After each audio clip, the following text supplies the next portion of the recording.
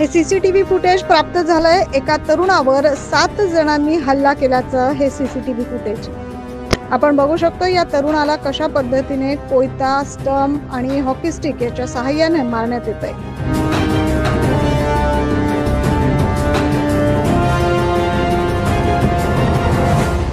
पाहूया सविस्तर बातमी। पंडित कॉलनीतील सफाई कामगारावर झालेल्या हल्ल्याची घटना ताजी असतानाच पुन्हा सातपूरच्या श्रमिक नगर मधील धात्रक चौकात ही घटना घडली आहे। भर वस्तीत गुरुवारी सायंकाळी 6 वाजता एका तरुणाला बेदम मारण्यात आलंय। या टोळक्याने हातात हॉकी स्टिक, स्टंप आणि कोयते घेऊन या तरुणावर हल्ला केलाय। सदरची घटना सीसीटीव्ही मध्ये कैद झाली, आपण बघू शकतो या दृश्यांमध्ये।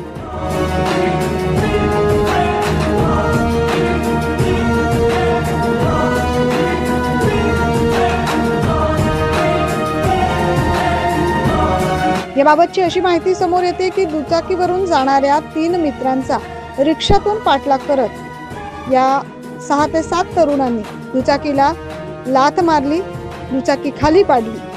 नंतर बाकी 2 जण पळून गेले। मात्र अतुल खरे हा या तरुणांच्या हाती लागला।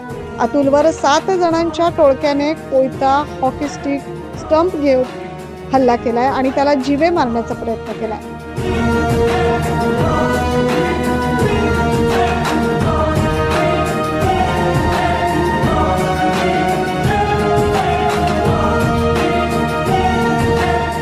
सध्या त्याच्यावर खासगी रुग्णालयात उपचार सुरू आहेत। या प्रकरणी रात्री उशिरापर्यंत सातपूर पोलीस ठाण्यात गुन्हा दाखल करण्याचं काम सुरू होतं। मागील काही दिवसांपासून सातपूर भागात कोयता गँगची दहशत आहे। कधी गाड्यांची तोडफोड तर कधी चोरी यासारखे प्रकार सातपूरमध्ये वारंवार घडतात। तसेच भरवस्तीत खून, भरवस्तीत दहशत माजवण्याचे प्रकार सध्या सातपूरमधून समोर येत आहेत आणि त्यातच पुन्हा एकदा भरवस्तीत हा प्रकार घडल्यामुळे नागरिकांमध्ये दहशत पसरली आहे। त्यामुळे गुन्हेगारांवर पोलिसांचा वचक राहिला नसल्याचं स्थानिक नागरिकांकडून बोललं जात आहे।